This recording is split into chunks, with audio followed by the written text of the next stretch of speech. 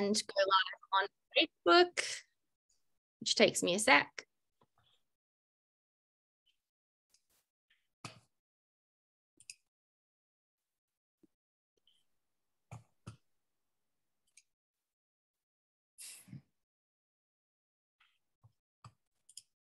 I think we're almost there. Yep, Mark, I'm gonna start and I'll just finish the. So shall I just go ahead? Is that a yes? Yep, it's just loading. Yep. All right. Well, welcome everybody to part 2 of the Hudson Valley Writers Center show. Tonight we're featuring Nathan McLean, Joan Cohen-Glass, Sean Singer, Jennifer Franklin, and Fred Marchant. And last night we had Dorianne Locks, Lelia Chatty, Liz Marlowe, Nick Makoa, and Andrea Deacon. And that was a delightful show, and we continue. But before we start with the feature, I'm going to ask my co-host Cassandra to read one of her poems, as we always do. And Cassandra is an award-winning writer, scholar of prose poetry, and professor of writing and literature in Melbourne, Australia. Her most recent books of prose poetry are Pre-Raphaelite, Leftovers, and Fugitive Letters. She's currently writing a book of prose poetry on the atomic bomb with funding from the Australia Council. Cassandra co-wrote prose poetry, an introduction, and the anthology of Australian prose poetry. Cassandra is commissioning editor for Westerly Magazine. Thank you, Mark. I only write prose poetry, so I'm going to read a prose poem. One thing that people probably don't know about me is that I follow a couple of cat Instagrams, and I get really attached to these animals I've never met before. And there's a beautiful one called Eric and Ollie with a little Persian cat who's beautiful, and he's sick at the moment. So I decided to read my cat poem, which I know is a bit sentimental to feel like that about a cat you've never met. But I am a cat person. Anyway, this is called Table Salt. I've been commissioned to write 21 poems on salt or salty things. So I shake salt over a teacup of warm water. Stirring with my finger, I squash the stray grains that sit on the bottom until they dissolve. I ask him to dip a corner of the flannel into the cup while I pick up our cat. His tail moves in strange S shapes across my arm as I pat the wet towel over his red eye. When I release him, he leaps onto the bench and, one eye closed, knocks the cup onto the floor.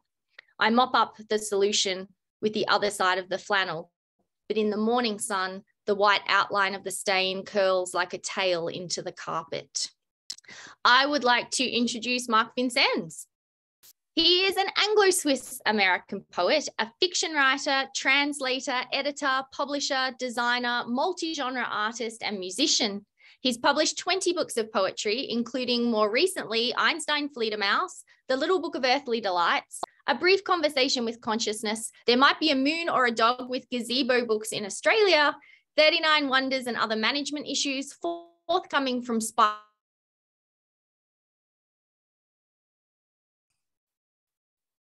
Uh-oh.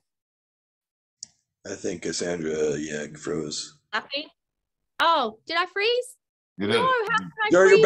back. You're back now. How do I freeze during the most famous bio? Where did I get to, John? Spite and Dival. Oh, okay. Pearl Diver of Irumani, forthcoming from White Pine Press, an album of music, ambience, and verse, left-hand clapping, forthcoming from Tree Torn Records. Vincennes is also a prolific translator. He's translated from German, Romanian, and French. He's published 11 books of translations, most recently An Audible Blue, Selected Poems, 1963 to 2016, by award-winning Swiss poet and novelist Klaus Mertz, just out from White Pine Press. He is currently working on a spectacular novel entitled The Age of Occasions. Vincennes is editor and publisher of Mad Hat Press and publisher of New American Writing. He has lived all over the world, from Brazil to China to Iceland to India. He was born in Matilda Hospital on the Peak in Hong Kong, but he now lives on a farm in rural Western Massachusetts, overlooking Herman Melville's Greylock Mountain, Melville's inspiration for Moby Dick, where there are more, and Mark changes this every week, so we always wait to hear what the final line is going to be, where there are more black chokeberries, orange-flowered jewel reeds, and starry false Solomon's seals than people. You've outdone yourself this week, I think. I don't know what a chokeberry is, but I'm keen to Google it. A chokeberry is a shrub. Great. There's a lot of chokeberry shrubs where you are. Lots of chokeberry shrubs, and chokeberries are edible, by the way. Oh. So for those who forage, I think you know what I mean. This piece comes from my book in progress, Coalition number 9, which is a society soaked in coal, and it's called To the Outer Banks.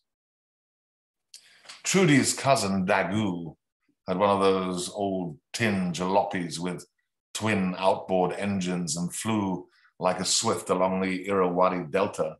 We roared past the coal-soaked islands in the bay where the palm trees wept black. You'd brought the last of your champagne and your pickled herring, freshly baked bread and handmade butter. You were brimming in surprises. And you won't believe what's next, you said, as the craft rushed into the inlet. Minnows were nipping at the surface. Strawberries and cream, you said. Of course, the strawberries were canned and the cream was a little sour, but we wetted our lips with them all the same. The island we landed on, they call the Island of Purity, mostly a destination for enthusiastic tourists in flamingo pink hats.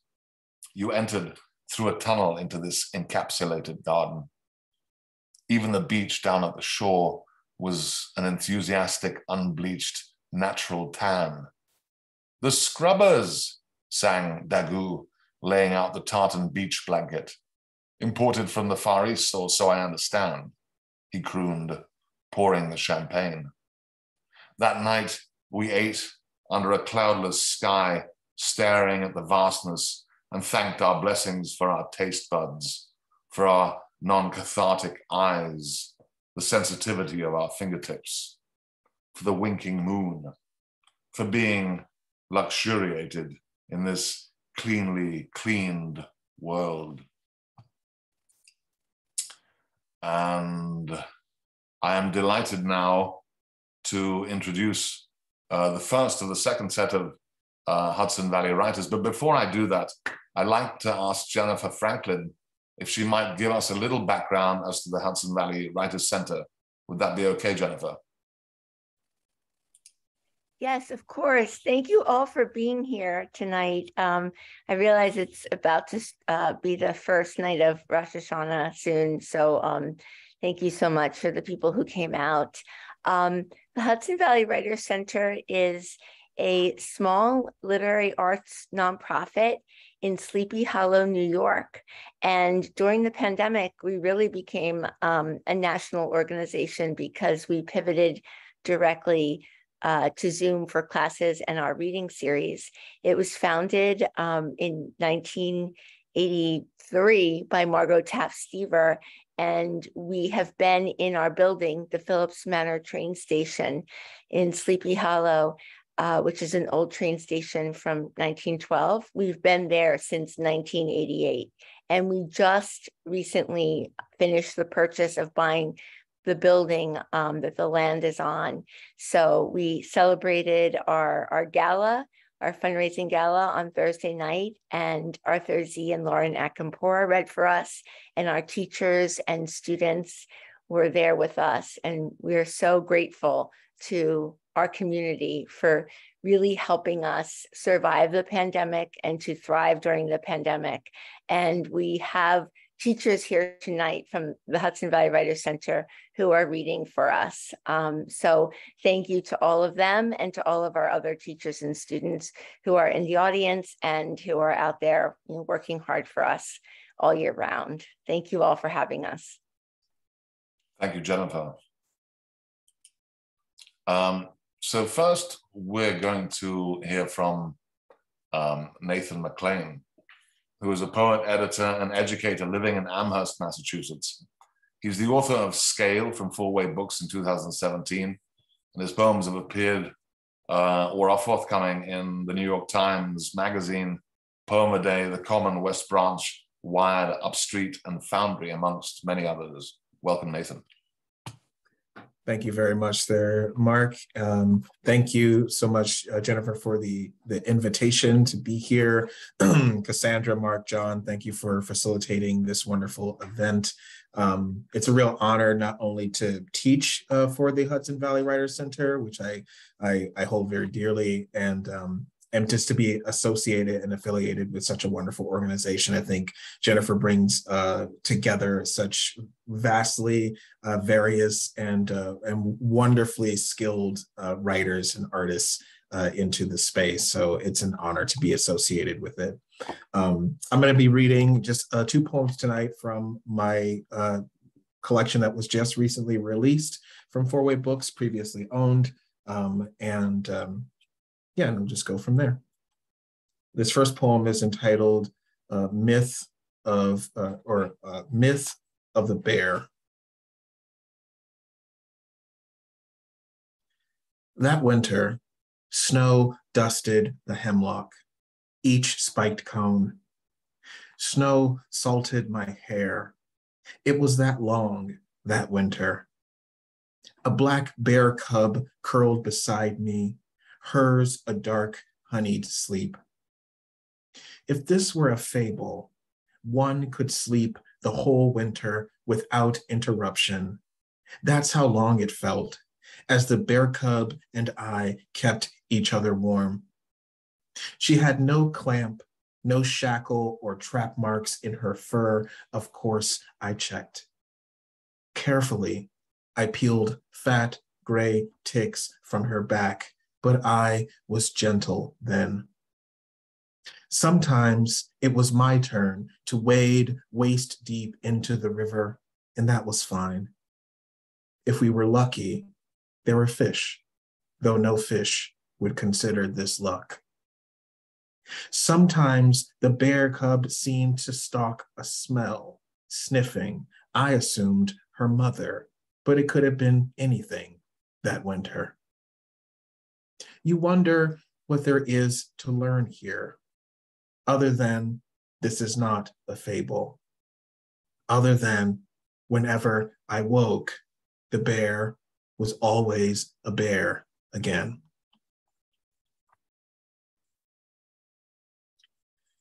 And I'll close with a poem, a longer poem entitled "Where the View Was Clearer." This book wants to think, at least at its outset, a lot about the pastoral mode, and particularly how the pastoral mode has been and is currently navigated by writers of color in particular. And a lot of it comes out of moving to the Northeast and sort of having to negotiate sort of the bubble that the Northeast kind of creates for you, as well as the contrast and the dichotomy with sort of like lived experiences in this country. So this is Where the View Was Clearer, and I appreciate all of your being here, and I'm excited to hear from the other readers. Had I not chosen to live there, among the oaks and birches, trees I'd only seen in poems until then, spruce, pine, among the jack in the pulpit, though I much preferred lady slipper, the tiger lily, milkweed, the chickadee and blue jay, even the pesky squirrel that toppled the feeder in the backyard. There were organic farm stands with fresh corn, and I had a job lined up with excellent dental, so I should have felt satisfied. In that way, I was taught God was satisfied. After, like any father, I would guess, he'd finished with all his work because he saw everything was good, the world we were in and part of, so we could marvel and point to our heart's content if we wanted. To the conifer, the pond with its still water, the frog leaping its splash right out of a book of haiku. My wife asked, "What are you thinking?" Or, "What's the matter?" But I was a stand of trees by then, impenetrable as the wood from which I imagined Bishop's Moose first emerged, otherworldly, taking shape in my mind even now, though I've never actually seen a moose, only signs warning of moose and no passing zone signs as we drove Route 9 to the trail. If it was indulgent to take it all in, what that flower was called, which was edible or toxic, which should never be touched, such useful information, the way one might take in breath, slowly, almost without effort, then I was indulgent.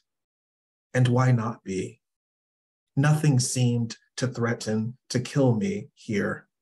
No careless hunter, no bear, just us, the trees, and contentment, unfamiliar as it all felt, having come of age in a part of the country where the sun didn't so much glint as glared, and there seemed no shelter from it. This was the 80s in Joshua Tree, Tom and Jerry on the TV, mountains everywhere else. From that house, I could still point out the rock face I slid down once because my stepfather shouted my name from its base. I was dead. He was going to kill me.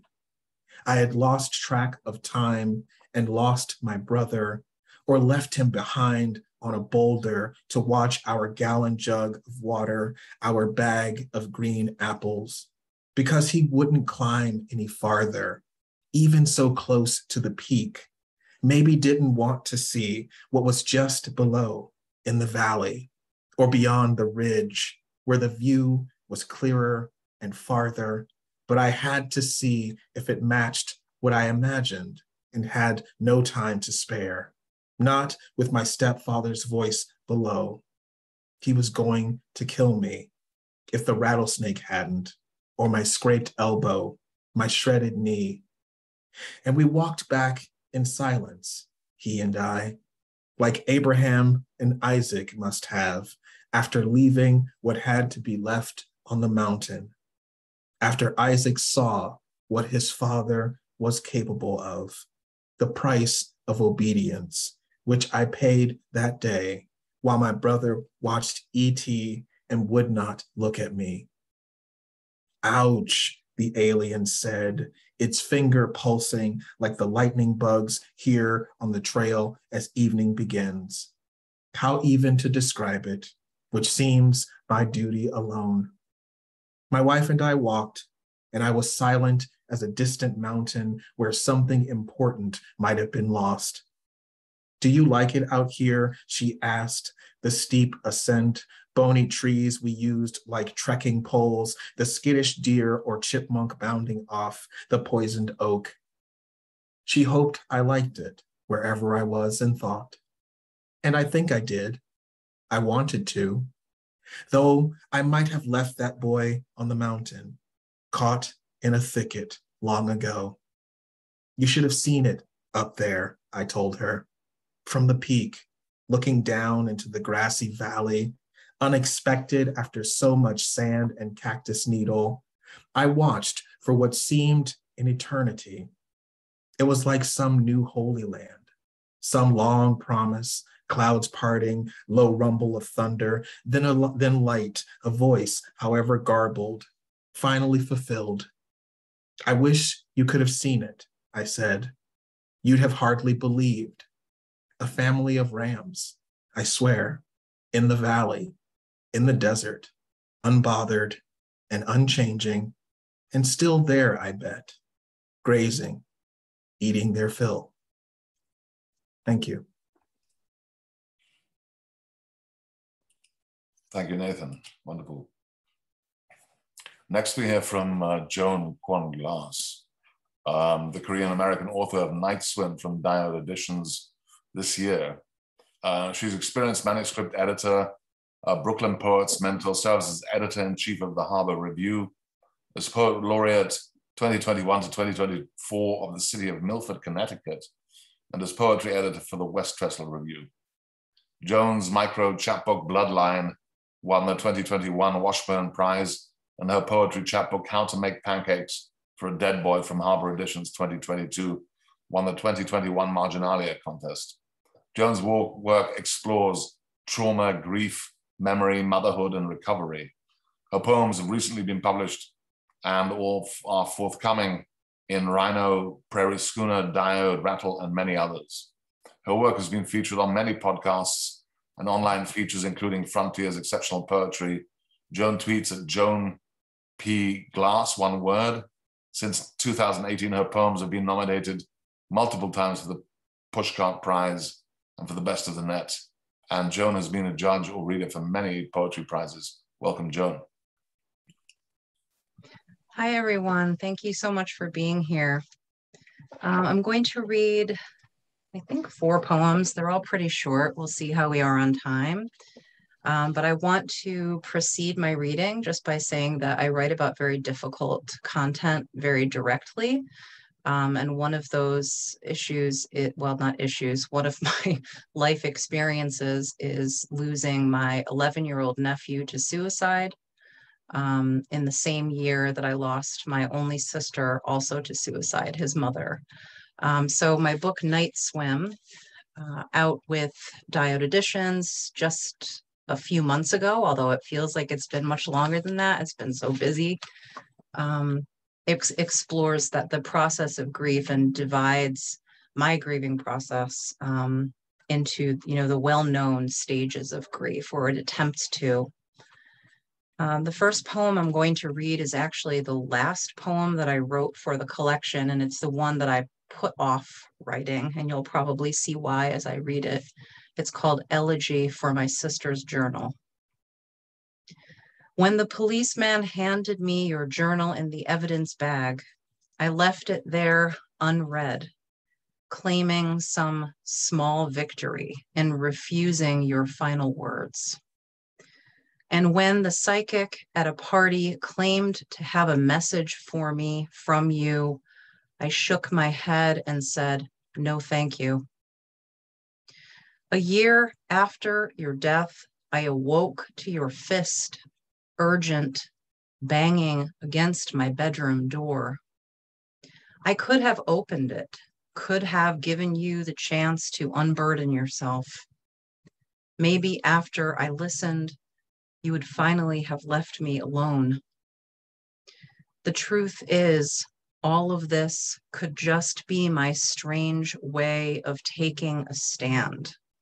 My sister is gone. No ghost can take her place.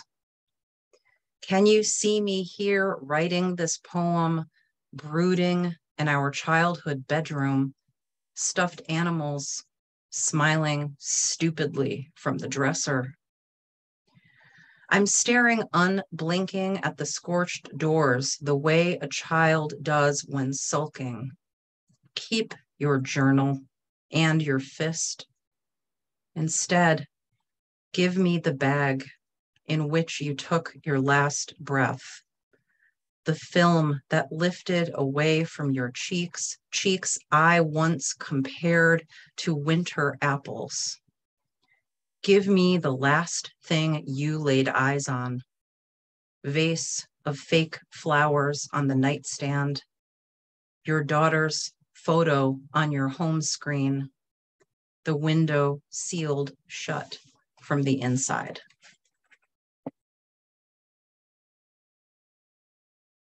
The next poem, I'm a middle school teacher, and we do a lot of lockdown drills in middle school, and it's a very strange and surreal experience. I wrote this poem, which was published in Dialogist, and after a lockdown that we did, that happened very soon after a school shooting. It's called Cloister. Some days, this classroom reminds me of a temple. Pink Post-it notes dapple the landscape, unexpected cherry blossoms with vocabulary terms like harbinger and solace written in pre-adolescent scrawl. At least once every period, a student knocks a hydro flask off their desk. When it hits the ground like a struck gong, like a body, my heart races And suddenly, alarmed, I can feel how alive I am, how badly my body wants to protect me from danger. A boy with earbuds slumps into his chair, pulls a red hoodie over his head, a monk readying himself in prayer, leaning defiance into his computer screen. I think of the Korean nuns who wander the grounds of mountaintop monasteries, hunched over, spines riddled with scoliosis, hands forming knots behind their backs. Reverence can be hard to recognize. Sometimes it looks like the weary, determined body bending into the next hour, the arc of one's instinct. In an active shooter drill, we pull the shades to make us invisible in case the perpetrator climbs onto the roof and tries to kill us by firing through the windows. Students huddle on the floor in the corner furthest from the door, knees drawn up against their chests. Their eyes shine in the sudden darkness. Two boys toss a bottle cap between them and it clinks, echoes into the hallway beneath the locked door. A group of children unafraid is called a cloister. I cast dirty looks in their direction as if to say, if this was real, you'd be dead by now. The last poem I'm going to read is from my book, If Rust Could Grow on the Moon, which is a little chapbook that was put out by Milk and Cake Press also this past year. I have 8 years, almost 8 years. I don't want to get ahead of myself. Almost 8 years clean and sober. And I do attend a 12-step fellowship. And I also grew up as an evangelical Christian, going to church a lot. And listening to a lot of hymns, but I never heard a hymn for church basements, which is where so many 12-step meetings meet. So I wrote one. This is called Hymn to Church Basements. This world loves a grand cathedral, its righteousness and pulpit, purported sanctuary of redemption, holy spire and stilled saints, history of fire and painted glass, pews where congregants pray and worship, troubled by questions they hope someone has answers to. They wait on their knees to be forgiven. But where are the songs of praise for church basements? That lower level, that rock bottom room, sunken and reverent with flickering lights, water-stained ceilings, and coffee-stained carpets. Its full moon of chairs that appear every night at 8 o'clock because a crackhead made a commitment. We don't kneel in church basements. Instead, we squat against walls and stand arms crossed in doorways. We sit slouched and messy, look each other in the eyes and say, I am an addict and I don't want to die. And oh God, is this not a kind of miracle? I prefer my angels banged up and salty, chubby from eating cookies instead of shooting dope. They pull splinters from their wings, hug the newcomer too tightly, shake their heads at me when I don't raise my hand to share. No matter how tough I try to look, no matter how long it takes, they say, keep coming back, kid. Tonight, the addict who overdosed last month, the one who had to be revived with Narcan, is making the coffee. Thank you. It was a pleasure to be here. And thank you so much to Jennifer and to the hosts. Thank you, Joan. And to the other readers. Thank you, Joan. Very powerful. Next, we hear from Sean Singer, who was born in Guadalajara, Mexico. He's the author of Discography from Yale U Press, and he was a winner of the Yale Series Younger Poets Prize and the Norma Farber First Book Award from the Poetry Society of America, and a fellowship from the National Endowment for the Arts. And his other books are Honey and Smoke from Eyewear in 2015, and Today in the Taxi, which is forthcoming from Tupelo Press, and two chapbooks, Passport from Beard of Bees in 2007, and Keep Right on Playing Through the Mirror Over the Water, also from Beard of Bees in 2010. Sean has a BA in English with honors from Indiana University, Bloomington, and an MFA in creative writing from Washington University in St. Louis, and a PhD in American Studies from Rutgers. He's the recipient of an artist grant from the Massachusetts Cultural Council and a fellowship from the National Endowment. He has taught creative writing in a variety of interdisciplinary courses at Hunter College, SUNY Binghamton, Northern Arizona University, Barnard College, and Rutgers. He lives in Ossining, New York. Welcome, Sean. Thanks so much. When those Zoom bombers came out, I was accidentally blocked from rejoining the meeting, so I missed Nathan's portion. I apologize. Lack of seriousness really is evil, isn't it? Anyway, what can you do?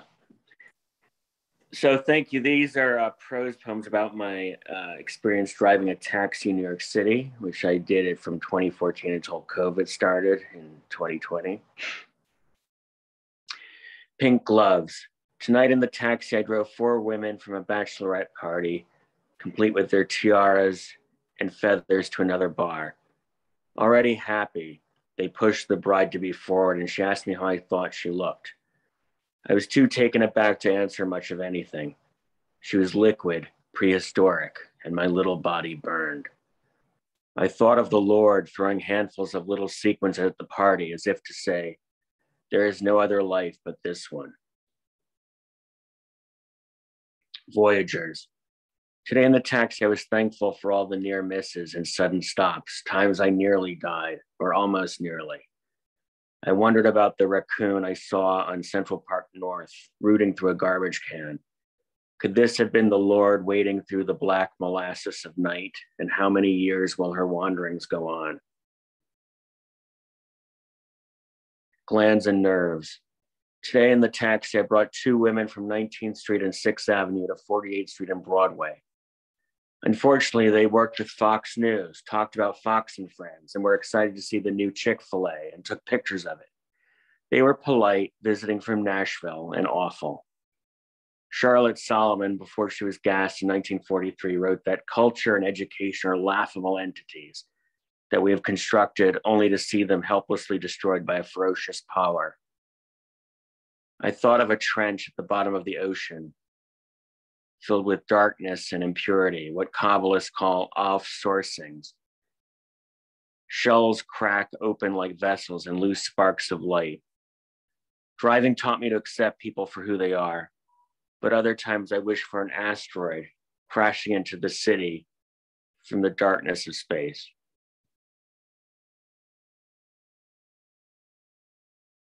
Purple death. Tonight in the taxi, I knew the silence of the car with its gray and stain-proof velour that absorbed the silence on the other side of the windshield. The city vibrated and pushed the air up or down as wind among the petals. I thought of insects who might seek yellow pollen to stave off their own destruction.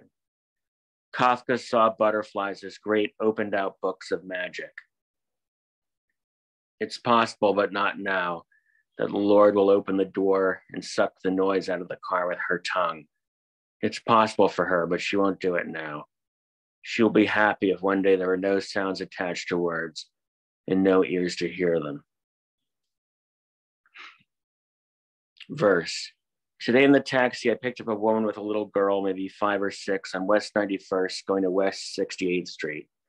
When they got in, I said, she should wear a seatbelt, please. And she said, seatbelts aren't safe for kids her age. I'm a safe driver, but in a crash, whatever isn't strapped down will continue flying forward at whatever speed the car was traveling. I imagine fears of the apocalypse, yellow ants and bacteria coming from the ice caps. All will suffer. Who knows what danger we may have encountered had they worn seatbelts. Once it was claimed that the prophets can command things not in accord with the law. An old rabbi called it a commandment which is fulfilled by means of a transgression. They opened the door and went on their way. The smallest increase. Today in the taxi, I got a millennial couple with a little girl, age 2, in Williamsburg, going to the hospital in Lower Manhattan on Beekman Street. The woman was about 5 months pregnant. They thought the girl ate some of the father's painkillers. The mother was panicked. The father was relaxed. She kept saying how the father didn't check if that was the closest hospital and how she was responsible. She said she was at her peak stress of everything in her life and the baby coming. At some point, she whispered to him that the girl could possibly die. They didn't notice the girl laughing at the cartoon on her little screen. The car was a snail crossing the Williamsburg traffic.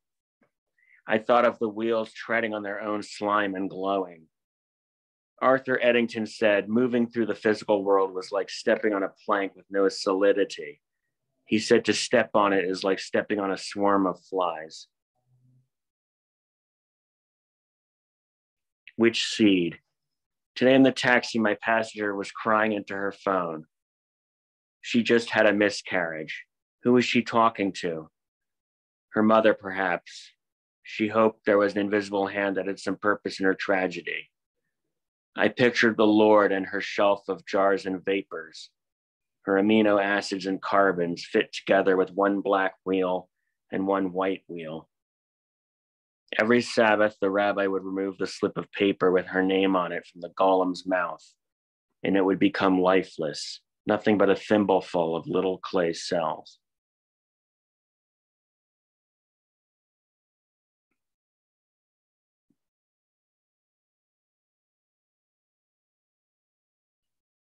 Meetings and avoidings. Today in the taxi, I noticed there was a bug inside the car. It was making zigzags as if the windshield was an empty house. What would happen if it looked through into me, staring at our digital displays?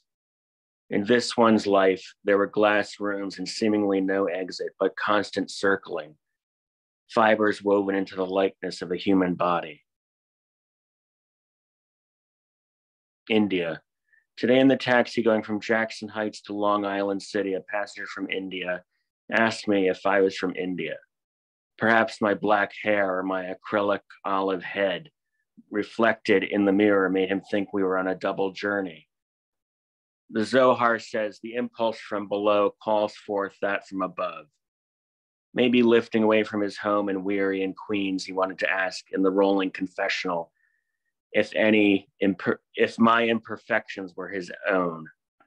Maybe I too have been dispossessed, like locked and moving forward like a body into this body.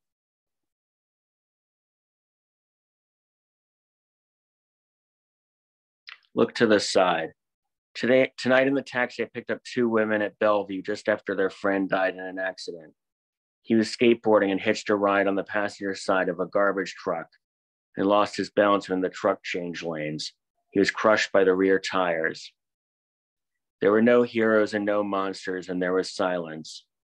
They loved him and they wanted something else, and they wanted cigarettes. I imagined some vibrations, the outlines of bones, dark things, the way the song moves. The last kind words I could think of were take care, but they were inadequate, and the shadows kicked over the wind's cathedral. Take hold of it. Tomorrow in the taxi will be another day. I'll read the book twice, then lend it out for someone else to read quickly. Then I'll read it again. When a prophet asked the Lord about what the book meant, she said, turn it and turn it again, for everything is in it.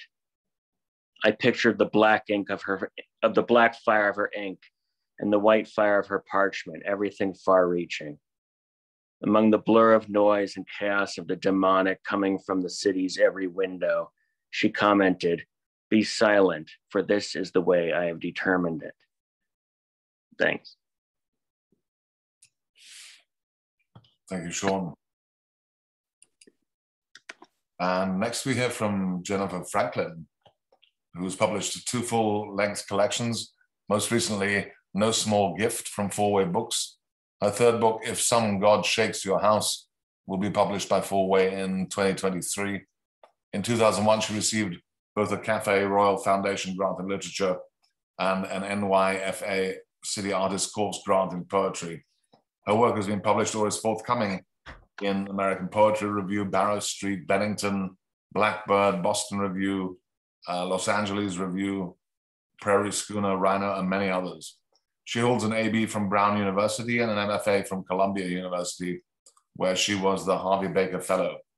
For the last 9 years, she's taught manuscript revision at the Hudson Valley Writers Center, where she runs the reading series and serves as program director.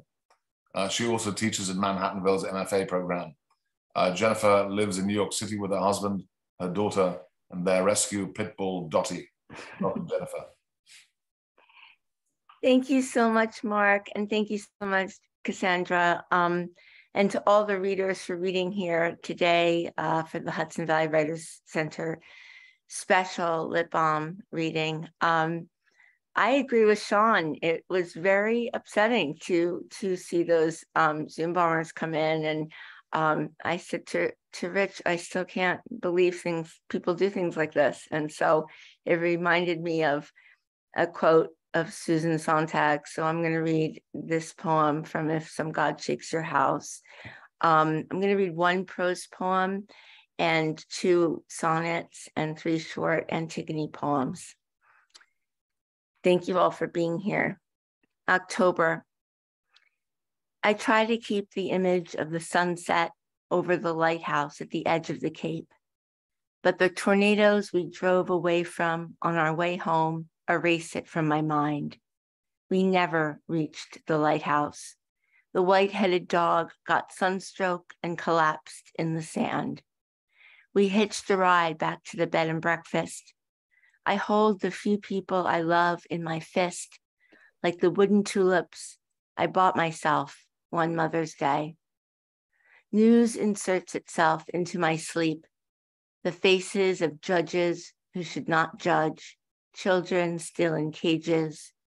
I used to read incredulous about the crimes of the past.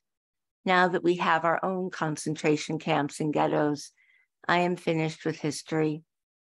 Sontag wrote, someone who is permanently surprised that depravity exists when confronted with evidence of what humans are capable of inflicting in the way of gruesome hands-on cruelties upon other humans has not reached moral or psychological adulthood.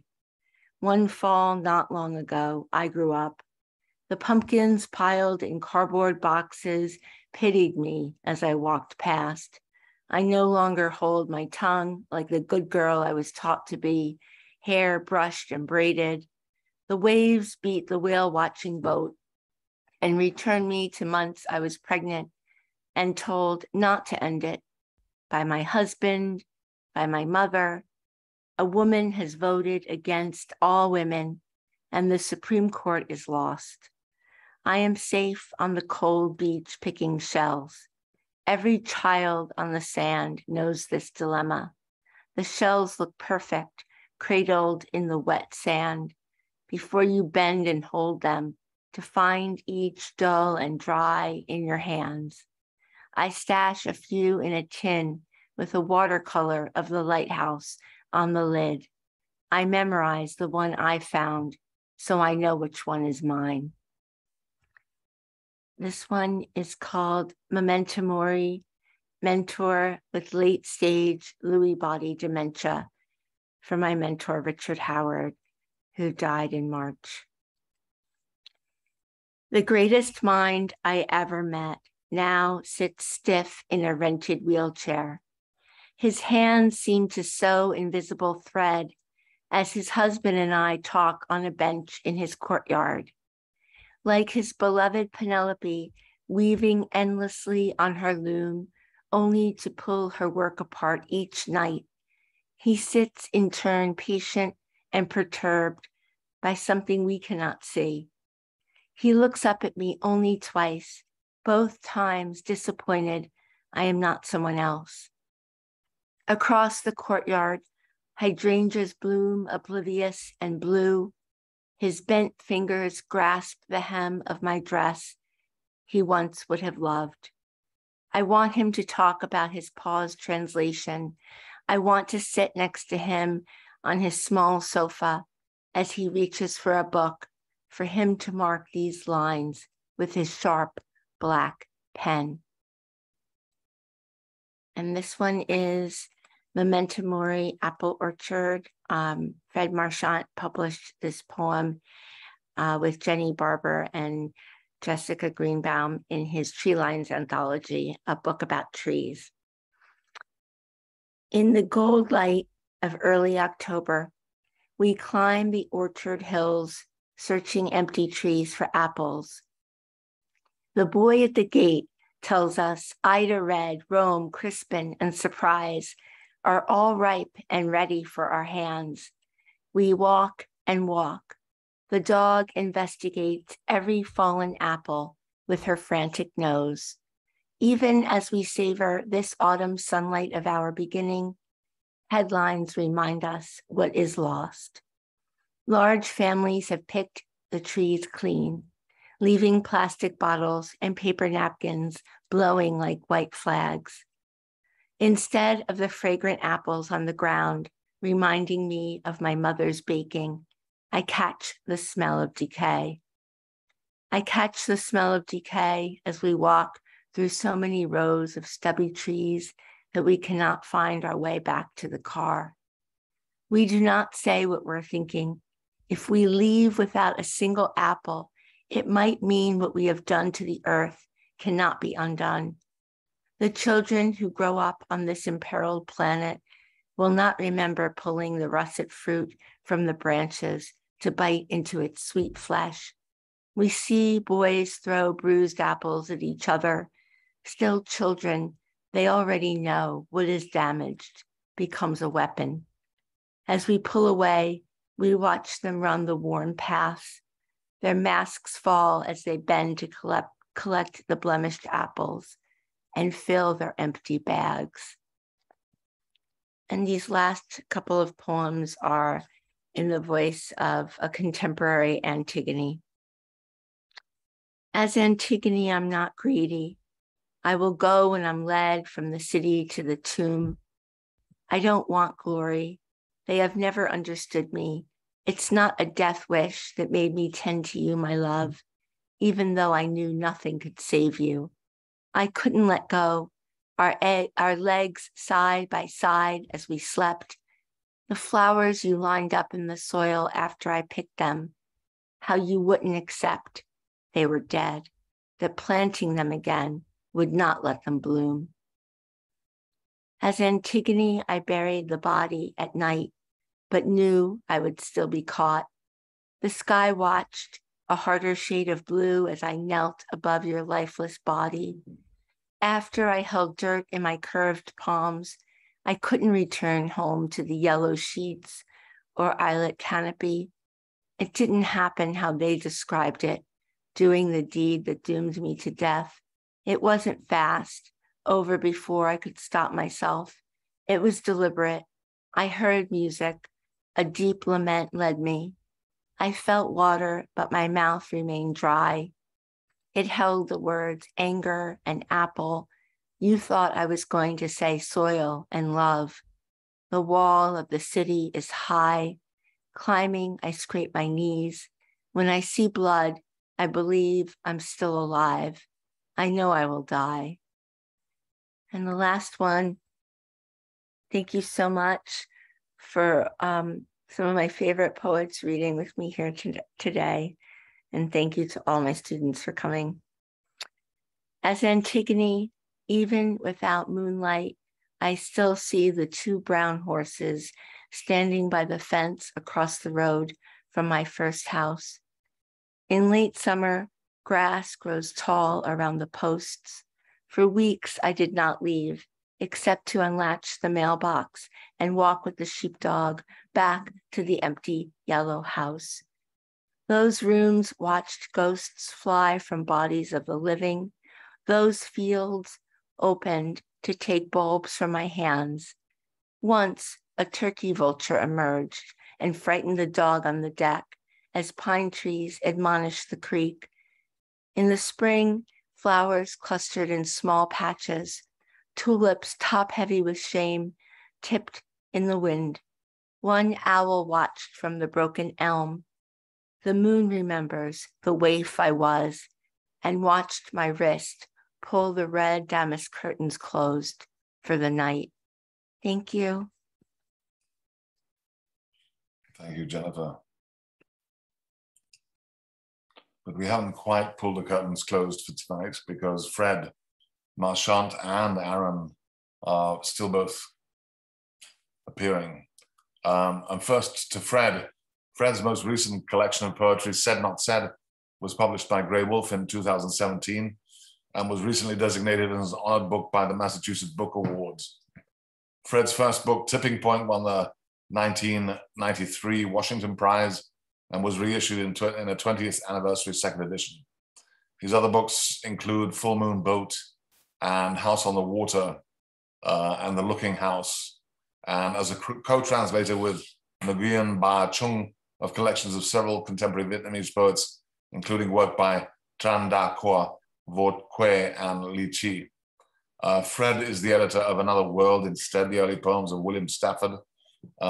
He has new poems in journals such as The Baffler, Pangarus, and Solstice, and there's new work forthcoming in Consequence, Maintenance Plume, Passengers New Journal.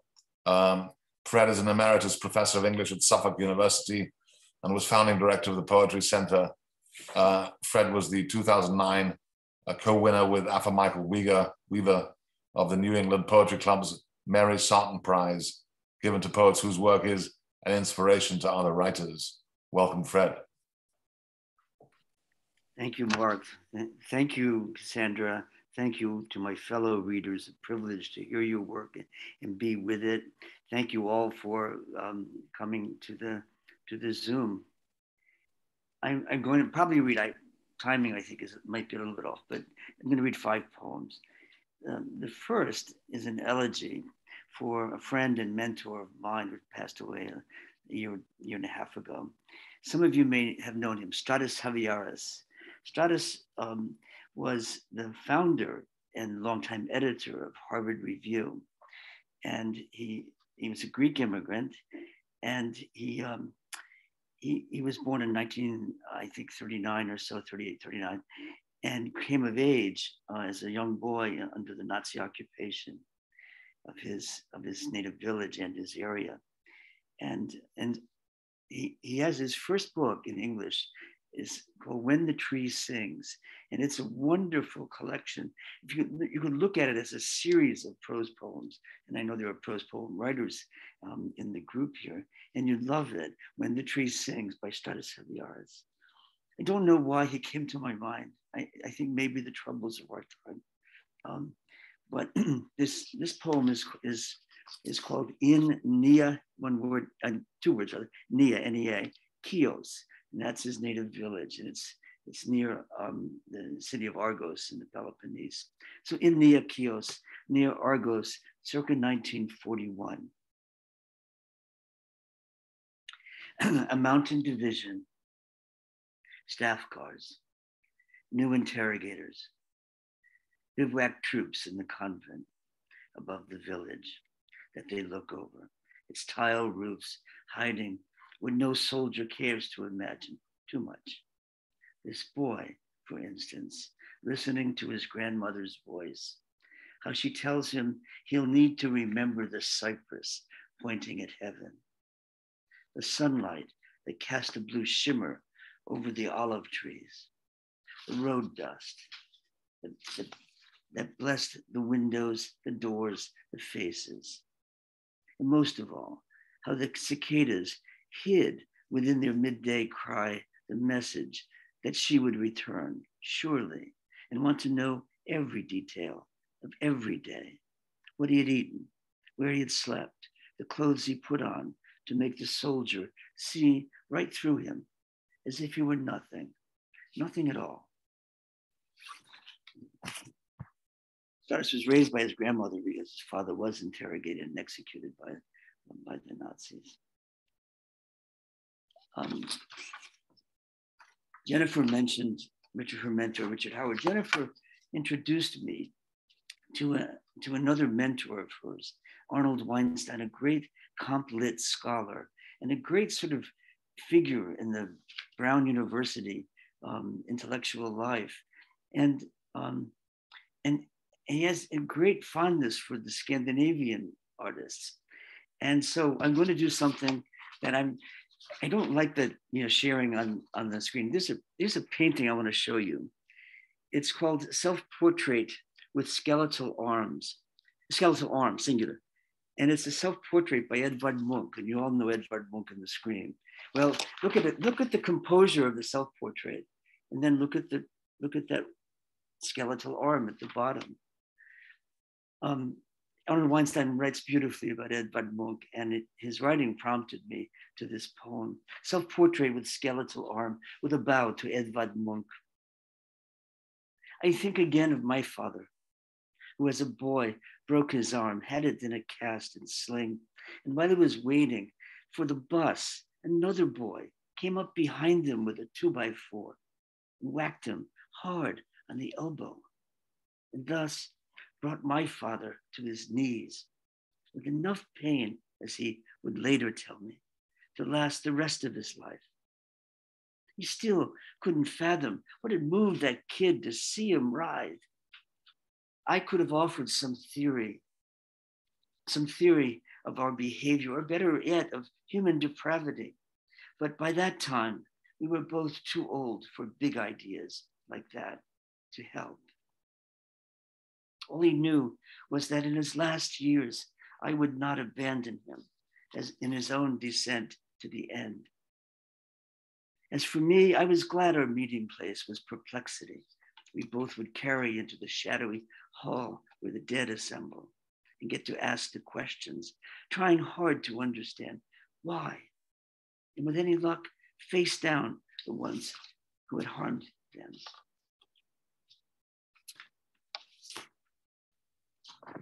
In recent months, maybe a year and a half, there's been chronic illness in my family, and I've spent a lot of time in hospitals and facilities as a visitor, as all ears and, all heart at the same time too.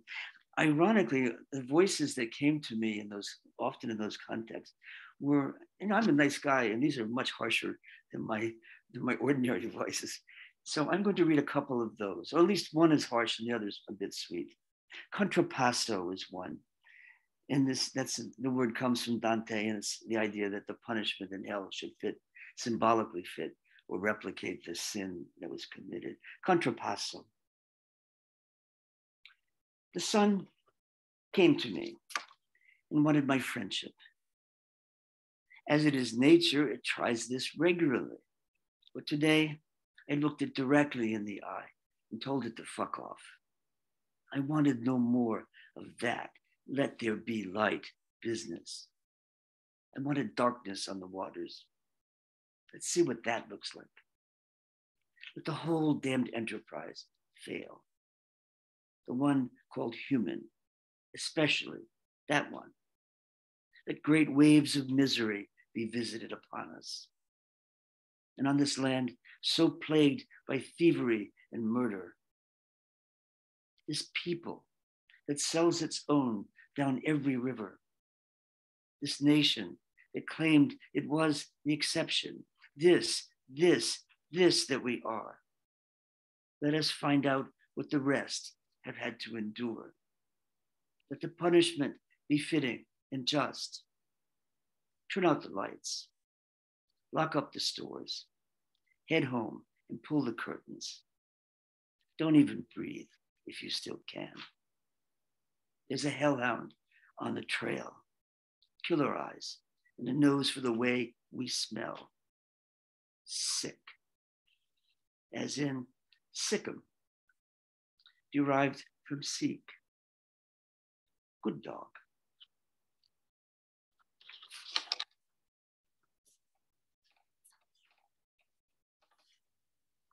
actually, I will only read 4. This is, it was so lovely to hear Nathan's remarks of a pastoral. Thank you, Nathan. And I had a pastoral sort of floating among the poems that I wanted to read. And so I'll end with this one. This one is set in Achill Island in the west of Ireland. And it's set in a cottage that my dear friend Kevin Bowen owns, and occasionally lets his friends stay there as a writing retreat. Report from a cottage. I sat in the sunset at the edge of yard, the bog fuchsia cut back so I could see the fields. And a mountain pasture dotted with sheep, those bleeding tatters of wool. When out of the field there came to me more than the aged, dignified ram with a blue branding stain on its back, more than the heavy, wet wool trailing underneath, more than the cud-chewing stare that tells you how to be in the moment, how much confidence to have in the movement of sun and cloud, the sway of the stars, and how the barbed wire of the field means nothing really, that we and they have within us all we would ever need. And if I was dazzled by the strangeness of this claim, it was I who should come in under the thorny bush and sleep there with them in the warmth of their gathering. I knew I was only imagining this, that I only wished the animal would teach me so much, so well. But this knowledge neither consoled nor stopped me from weeping many miles down inside, where I was just one of the flock, down on all fours in the pasture, at the foot of a mountain I have no name for, yet know I am a part of, and it a part of me for as long as we breathe. Thank you. Thank you, friend. As long as we breathe. Next, we hear from Aaron Kaishido Kimura, who is a writer and visual artist. He's the author of 2 poetry collections, Oberstute, which won the 2020 Slavering Hall Press Chapel competition, and the full-length collection, Common Grace, forthcoming from Beacon Press this fall. Aaron's honors include a Robert Pinsky Global Fellowship in Poetry, a St. Botolph Club Foundation Emerging Artist Award, and nominations for the Pushcart Best of the Net and Best New Poets anthologies. His poetry has appeared or is forthcoming in Beloit, Rhino, Upstreet, Verse Daily, DMQ, The Night Heron Barks, and many other places.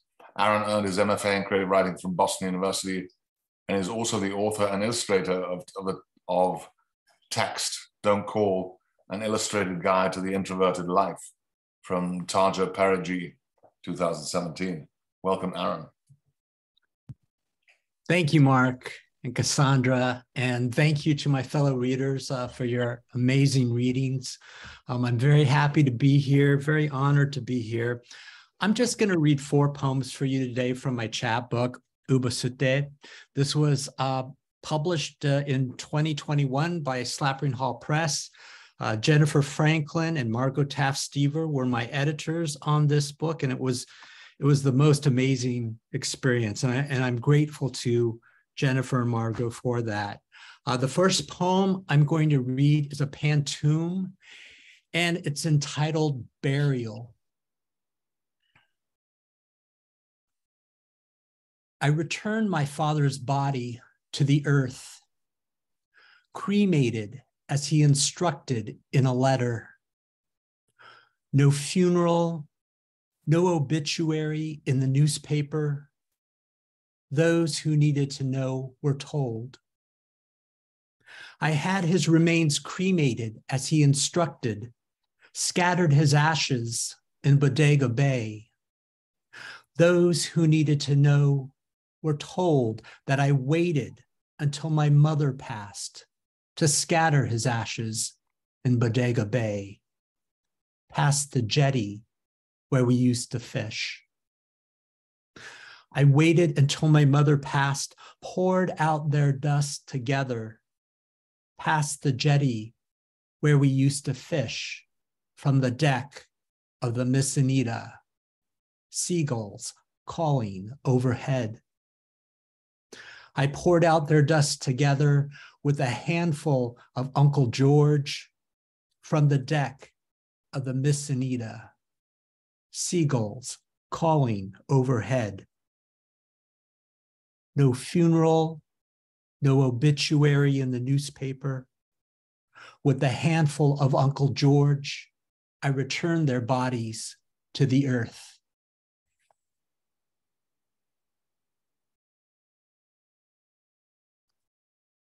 The next poem I'm going to read is about my parents when they were newlyweds, before my sister and I came along. And this poem is entitled The Hardest Part.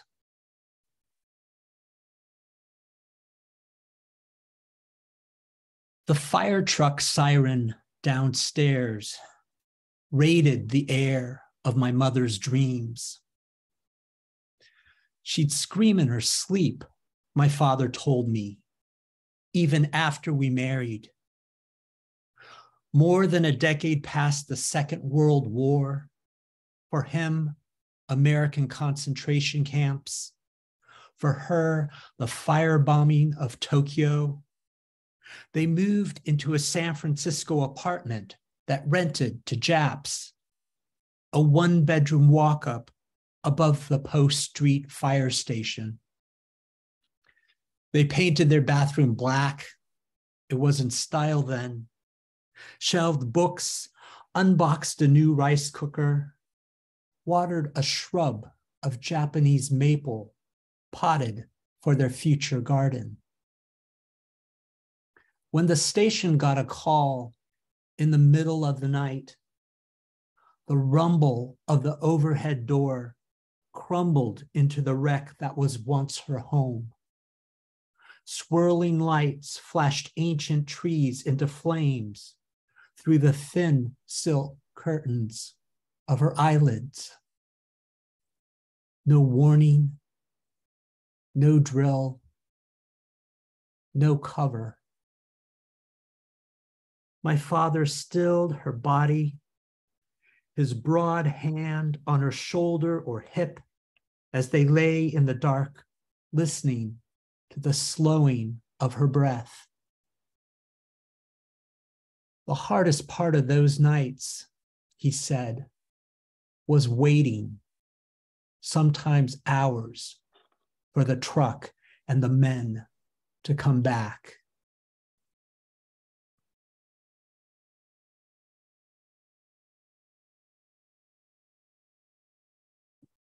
The very last word of this next poem is the word two, and that's the number two, TWO. And the title is When You're the Sun, and that's SON, sun.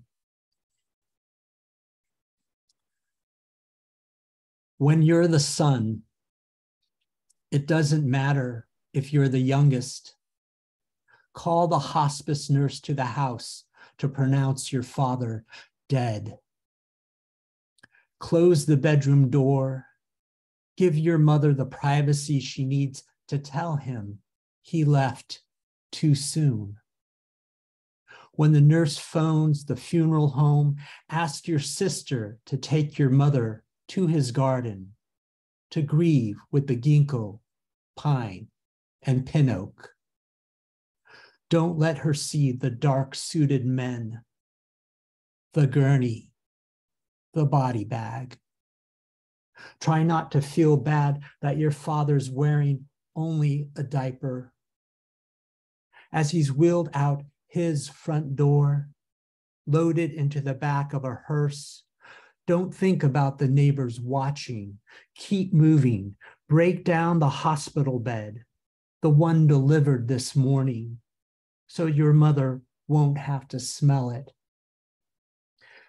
Finally, forgive yourself for lifting him into that bed, crushing his lungs, ending him an hour sooner, maybe 2.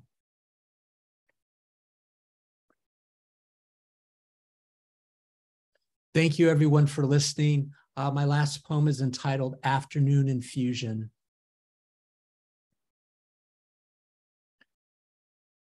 She panics 3 hellos as if startled by the noise of an empty house. Calls from St. Joseph's. The nurses are slow to start her hydration. I'm at a bar. Stevie Nicks reverbs in my beer, lures me back to the edge of 17 in this town I left 30 years ago. I take her call outside, stand away from the smokers. Half truth, I'm at the mall. She slurs a request. Milk of magnesia. And that other thing she can't remember. But I remember when I was a boy. She told me about the mythical Japanese custom ubasute. A grown son lifts his aged mother on his back, delivers her to a mountain, leaves her to die. I'll come pick you up after chemo, I say, and hang up, realizing she's already cradled by the mountain. The waft of cigarette smoke and hint of manure and Santa Rosa air usher me back into the restaurant. The hostess smiles, welcomes me. Clueless, I have come and gone. Thank you. Thank you, Aaron. Yes, and what a show we had tonight, and what a show we had last night. But tonight, thank you so much, Nathan, Joan, Sean, Jennifer, Fred, and of course Aaron. And yeah, so the Hudson Valley Writers Show, which actually encompassed Dorian Locks, Lelia Chatty, Liz Marlowe, Nick McCoa, and Andrea Deacon. And tonight, Nathan McLean, Joan Cohn-Glass, Sean Singer, Jennifer Franklin, and Fred Marchant. I think everyone needs to head over to the Hudson Valley and find the food and find the literature. In the meantime, I think I'm going to hand over the mic to Cassandra, who has a host of open micers to enchant us. I do. I hadn't heard until I had seen Hunter Valley writers on Lip Balm. I hadn't really known them so much from Australia, but I mean, wow. I feel like actually Hudson. What did I say? You said Hunter. Oh, because the Hunter Valley's in Australia, so that's where all the wine is. But Hudson Valley, like, I think actually the readings were so kind of indelible. I feel and I have not said this on a Lip Balm before, but I actually feel a little bit changed by them, you know, from hearing things that are so kind of moving and so rousing. So thank you. I just think it's an amazing forum. Hopefully other people will watch the Hudson Valley writers recordings and know a little bit more about your brilliance. So yes, I do want to turn to open mic because we have 4 amazing people. Mike Folds, we've been wanting him to read for a while. He comes in from his sci-fi looking kind of garage space. I don't know where it is, but it's always impressive. And he's going to read for us. If he can unmute or someone can unmute him. Hang on, is he still? Let me look. I'm asking him to unmute, so hopefully he will. Yay. Are we good? We're good. All right. Joan, I want you to know I have 12 steps to my basement, which is where I read from. So I have chairs, so I don't need to squat against the wall, but sometimes I do. I'm blown away by the readings tonight. listened to some people on Passenger today, and it was in its own way kind of mind-blowing in a very human way. And tonight was more human than that. So thank you very much. So I'm going to read a human poem. It's called In the Beginning There Was Piss.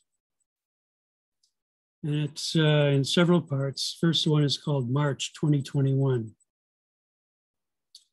In the beginning there was piss, pee, urine, piss, then blood, pretty pink pools of piss in the commode. The doc, clueless, supercilious, says it's dehydration, procrastinates months while the cancer digs its roots into the epithelials going for the wall, like a cliff diver goes deep in the water. January 2022. Breakthrough, new doc feeds the camera up my urethra. We watch as it enters my cock, passes my prostate, enters the bladder, finds a white anemone, well ensconced where it should not be. I wonder if it knows or cares. It's killing me. I've played the game before, simulations, dress rehearsals, dare. A year's gone by, not dehydration.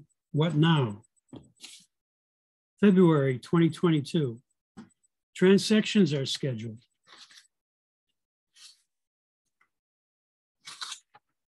In the fog of recovery, a nurse leans in and says something motherly I can't remember and will never forget. The doc says I did a lot of work. I drive myself home, discover I've been cut. A neat circle, like a second circumcision that takes weeks to heal. They call them soft catheters, and after a couple of days, inserting them to keep the injured urethra open becomes child's play. I'm fortunate they're not connected to a bag, and I don't complain. A series of BCG treatments begins that proceeds for 3 months. Deactivated tuberculosis cells in a liquid suspension are pumped into the bladder through my penis, designed to generate an immune response to the body's T cells. To go after certain bladder cancers, they can attack anything foreign. Reactions vary. I'm fortunate. After several weeks, I experience occasional mild exhilaration, occasional or momentary euphoria, a pronounced difference from frequent depression I've had since childhood. They don't last long, and I want more, if only to see if it's for real. When I share my reactions with the docs, he says, it's my body getting its shit together. He didn't really say it like that. September 2022, another cystoscopy. We go through the usual prep procedure, urine sample, weight, blood pressure, temperature, drop trough to the ankles, and bare myself to whomever's in the room. Today, the nurse asks if it's all right to allow a medical student to watch the procedure. How else are they going to learn, I ask, and initial the form. Lidocaine, catheter, camera. We're live. The doc seems happy, just clear lining, nothing visible to worry about. After the procedure, the good doc tells me he's leaving for another practice. But the new doc he's referring me to is very good, don't worry. Thank you, I say, and shake his hand. He doesn't want to say where he's going. Well, sorry to see you go and best of luck wherever you land. He says, you're my best patient. Thank you, I reply. What does that mean? He doesn't explain, and I'm left wondering. Afterward, I've changed my GP, decided he was an asshole anyway. My new GP, who was my old GP, is semi-retired. I may not be seeing him again either. The BCG treatments will repeat for at least another year, and I'm looking forward to them. Life goes on. Thank you. Wow, Mike, that was amazing. while the cancer digs its roots like a cliff diver, really, really heartbreaking stuff, just beautifully put. But if this is an experience you're personally going through, you know, you are strong and brave. Yeah, you are. But if you can write like that as well, it can always help. So thank you. Thank you for sharing that. It was amazing. Sure. Thank you.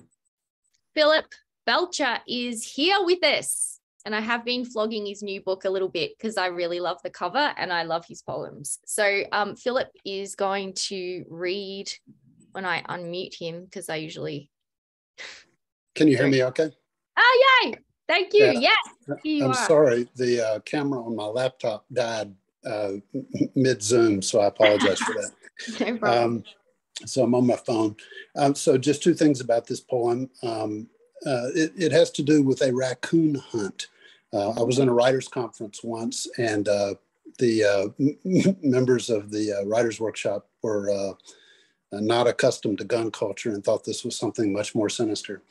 And the other reference, for those of you who may have grown up in church, is, as I did, is called a sword drill, SWORD, sword drill. And it's basically a competition to see who can find a Bible verse the quickest.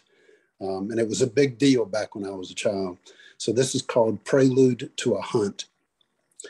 In the bed of the sky blue Ford, two crates quivered with the consternation of caged hounds, rose tips of noses poking through rusted mesh like knuckles of the newly jailed. We drove the roads near Klein, asphalt, gravel, rutted dirt, and parked near the tail of a snake of trucks.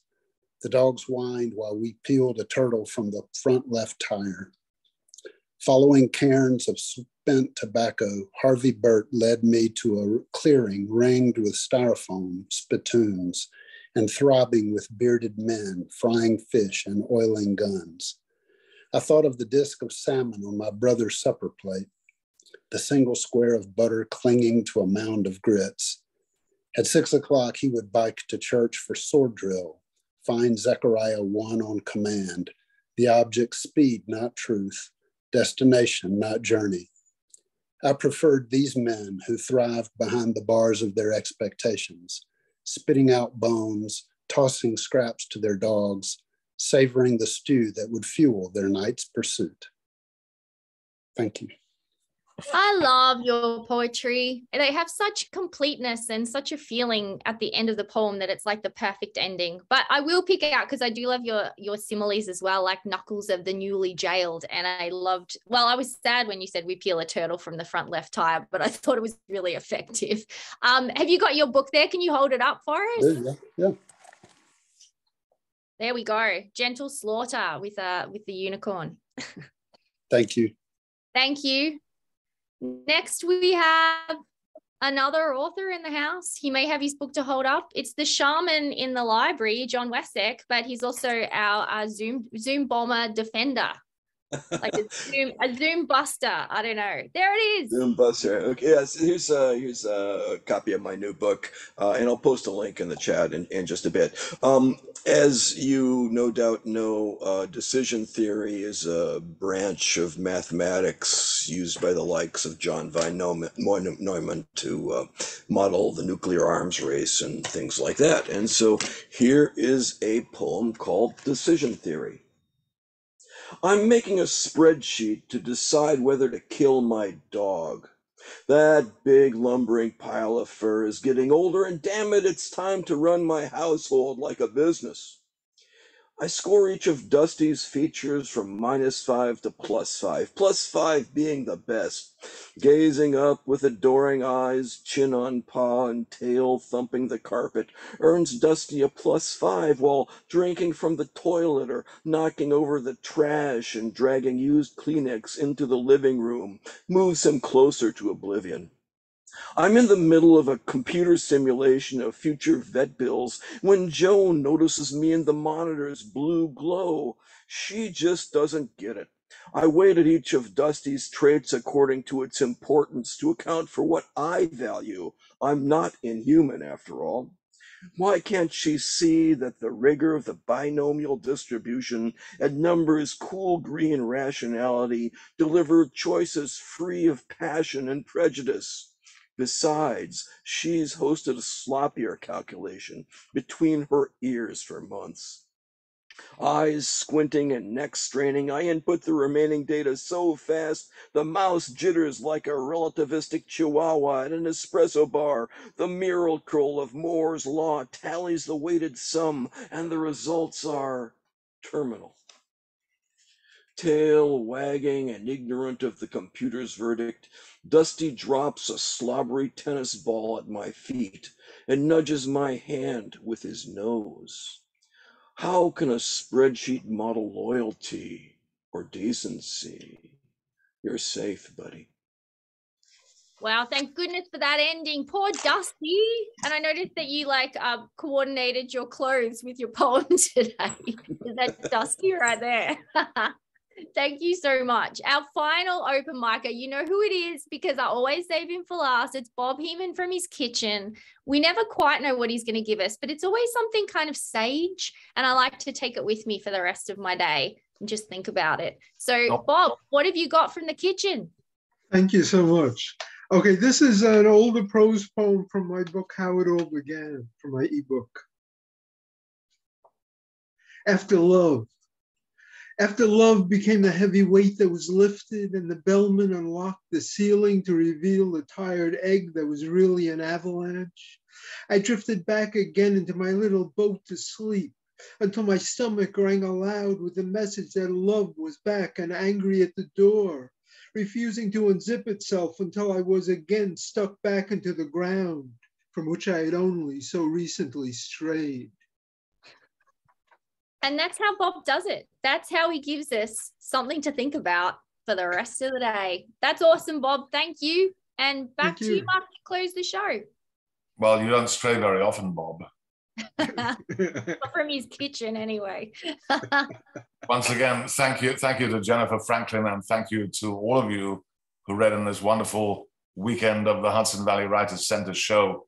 What a wonderful weekend. Thank you so much for this poetry, this heart, this soul. I'm gonna close with a little poem of my own from my book, the little book of Earthly Delights, and it's called Gathering Dust. The sky is leaking. The leaves are whispering of a million autumns. Here beneath the trees, at the source of the stream, an old man pours out his soul. He's gathering twigs, softly chanting. Smoke floats up into his mind. Thank you, everybody. What a wonderful evening. And we'll see you on the flip side. Lots of love, poetry, and health. And Hudson Valley. Oh, yeah, and Hudson Valley. Good night. Good night, everyone. Good morning. Well, night.